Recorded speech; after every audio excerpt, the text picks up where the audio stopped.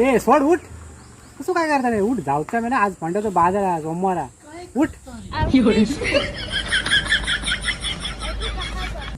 उठ अरे सोड ए असं काय करतो तू हे झालंय का तू पण मला सोडीतच नाही काय करू आता काय करू खडी योग मागता फंडाचा बाजार आहे ना आज हे का फोंड्या? नाही हो पिसवलं हे काय माहिती तुका गोलमो